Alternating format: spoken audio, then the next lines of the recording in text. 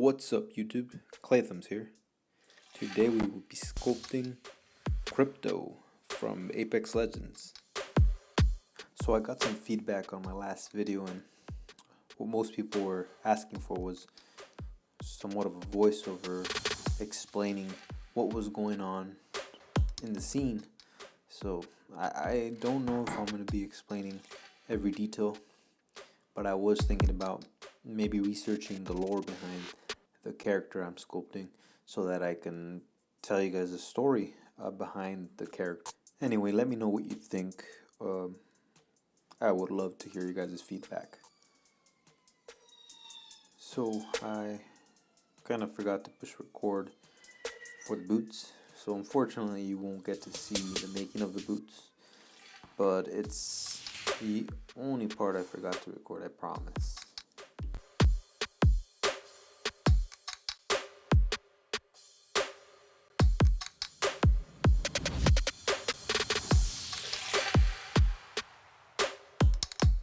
And into the oven for its first bake.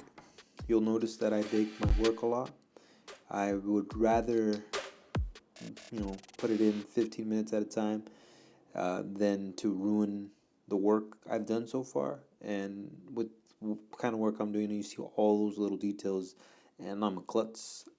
I have big, clumsy fingers that will squish it all up if I don't bake it. So in my opinion, bake as often as you need to.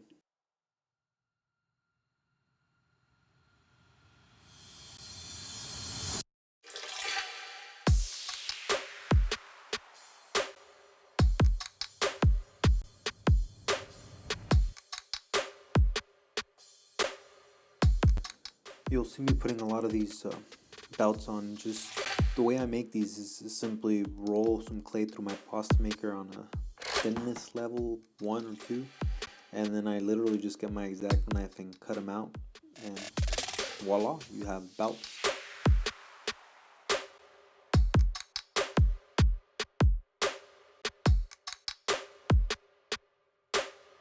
I just roll up some little worms of clay here.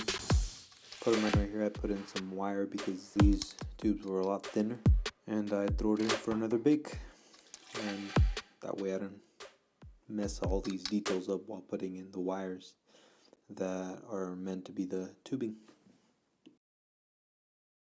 I rather enjoyed making the jacket he wears. A lot of straight lines. I think that's why I enjoyed it. But the wrinkles and the way it all comes together is just so nice.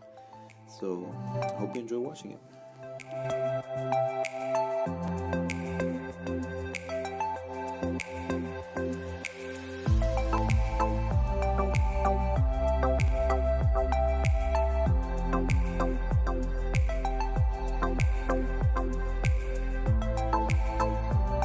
I realized while test fitting it that there wasn't enough body to fill it up.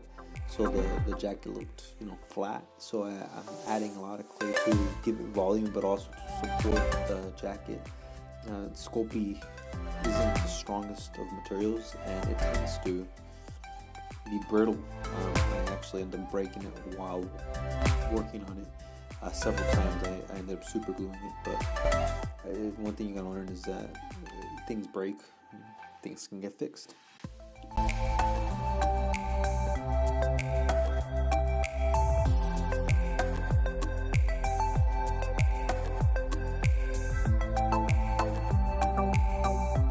Voila, you have a zipper.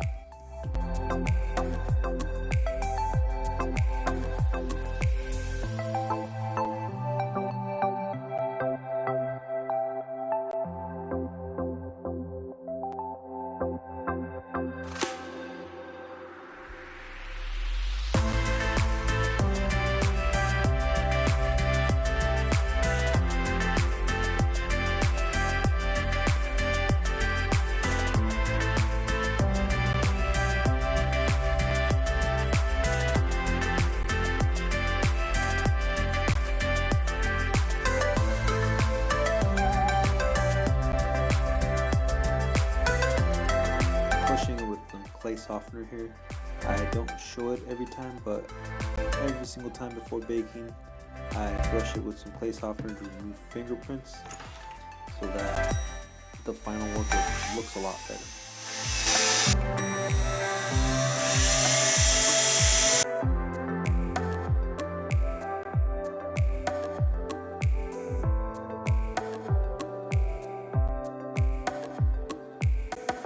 Yeah, I'm not gonna lie, I purposely put him with his hands in his pocket so I didn't have to go through the trouble of sculpting hands. It's not that I don't like sculpting hands, it's just very time consuming and it requires a lot of focus.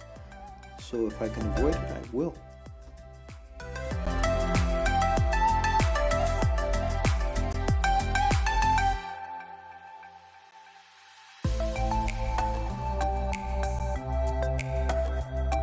Going back to the use of this tool and the way it texturizes the clothes gives it a lot of realism, and I'm really satisfied with the way they came out.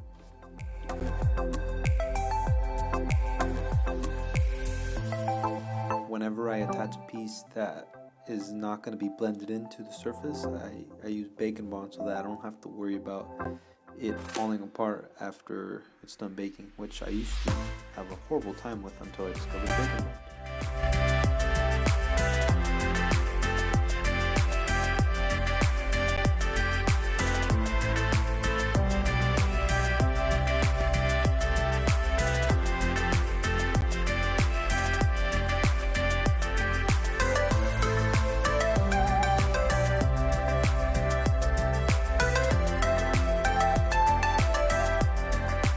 I really enjoyed making the jetpack. I tried a couple different techniques. This one seemed to work the best, and I'm looking forward to making the different jetpacks that all these different Apex characters have, and trying different techniques to get that mechanical look.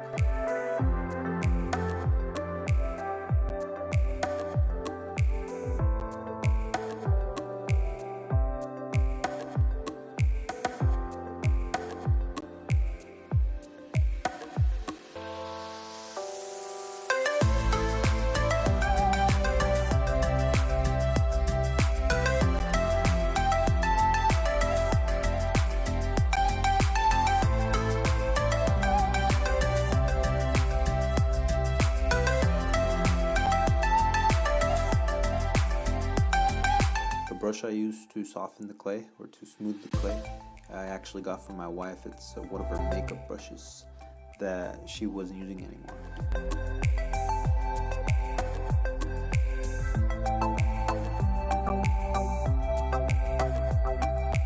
I am not the best at making faces, but I figured the more you practice, the better you get. Unfortunately, I forgot to push record again, and most of the footage isn't in here, but I got some of it.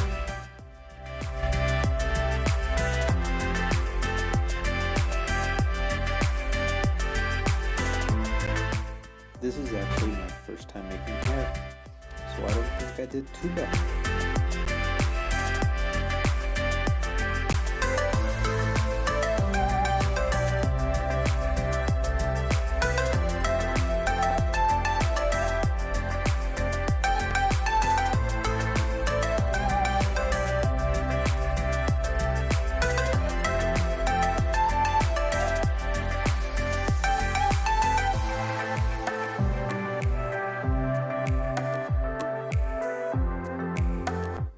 All his little necklaces were rather easy to make. I just rolled up a bunch of little forms of clay and just used my tool to put them in there. Once I did that, I just rolled up a bunch of little shapes and put them in there.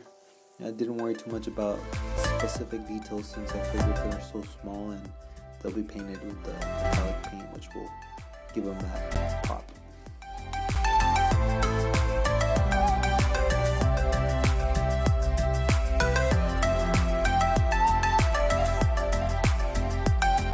See me make the drone here. Sadly, the drone didn't make it to the final cut. That thin part you see me making actually broke while I was painting it. This is one of my favorite techniques, using a heat gun to harden the clay so that I can continue working without smashing it up. As you can see, I can handle it just fine now.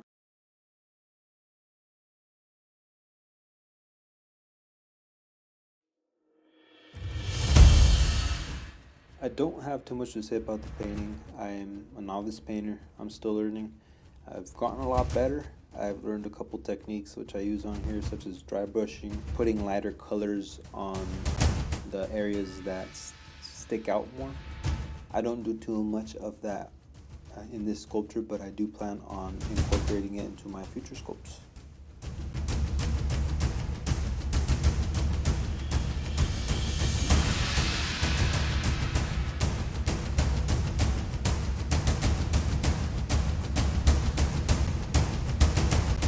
And yes, I realize that skin color is off. I end up fixing it.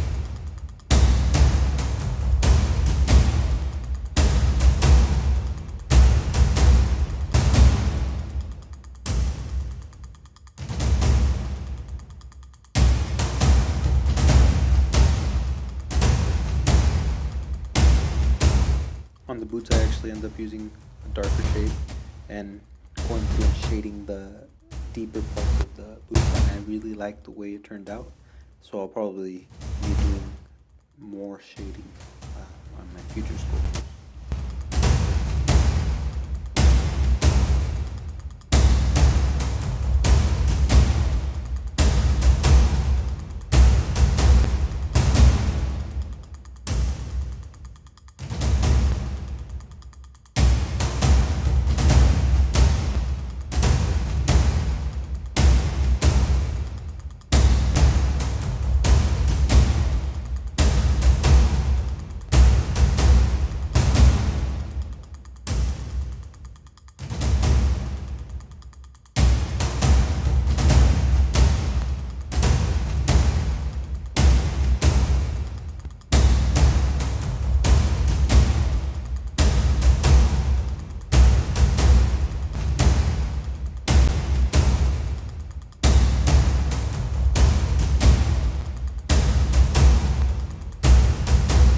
To put so many coats of white. I think it was well over 5, and I still wasn't satisfied. I ended up going the next day and putting an extra 2 coats.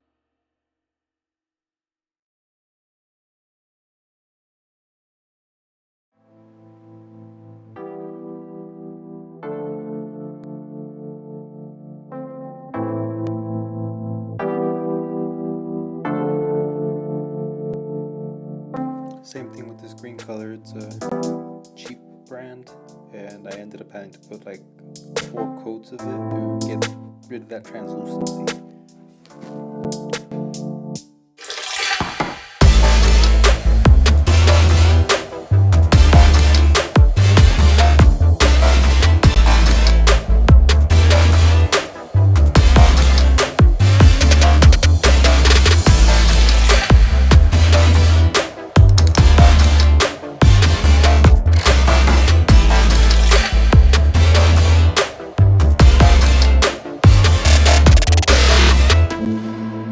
So there you have it, YouTube.